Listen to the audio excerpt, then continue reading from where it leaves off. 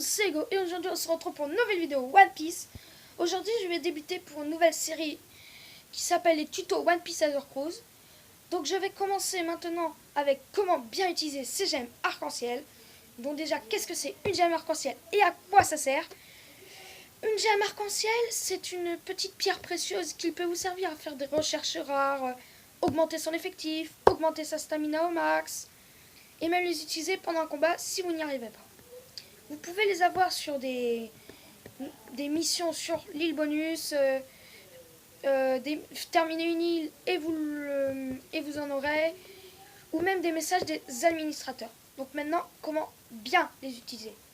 Pour bien les utiliser, il ne faut surtout pas pour remettre sa stamina au max. Ça ne sert à rien. Vous pouvez juste aller vous connecter à Twitter, trouver des petits escargophones et tout se passera super bien. Ou vous avez juste même à augmenter un level et ça sera bon. Et la chose à ne surtout pas faire, c'est de les utiliser pour terminer un niveau du mode aventure. Car le mode aventure, c'est connu, il ne faut surtout les niveaux sont de plus en plus durs. Si vous en utilisez un, le niveau d'après, vous avez des chances de l'utiliser un, voire deux, voire trois, et ainsi de suite. Donc voilà. Maintenant, les petits conseils pour bien les utiliser. Pour bien les utiliser, on peut les utiliser pour augmenter son effectif. Son effectif, c'est important, c'est pour stocker ses personnages. Si vous l'augmentez, après, vous pouvez faire des recherches tranquillement. Vous aurez assez de place. Mais si vous ne le faites pas, vous serez obligé au bout d'un moment de vendre des personnages. Ce qui est assez dommage, car tous les personnages peuvent se vendre. Je me suis planté. Parce que tous les personnages peuvent servir.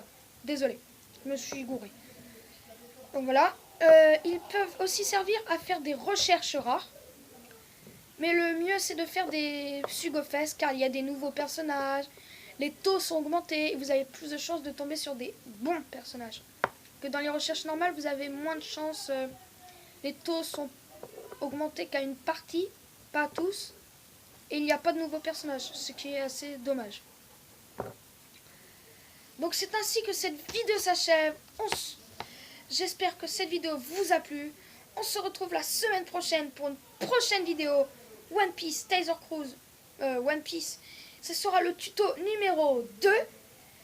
Donc j'espère que cette vidéo vous a plu. N'oubliez pas de liker, commenter, partager et de s'abonner à cette chaîne si ce n'est pas déjà fait. On se retrouve la semaine prochaine. Bye.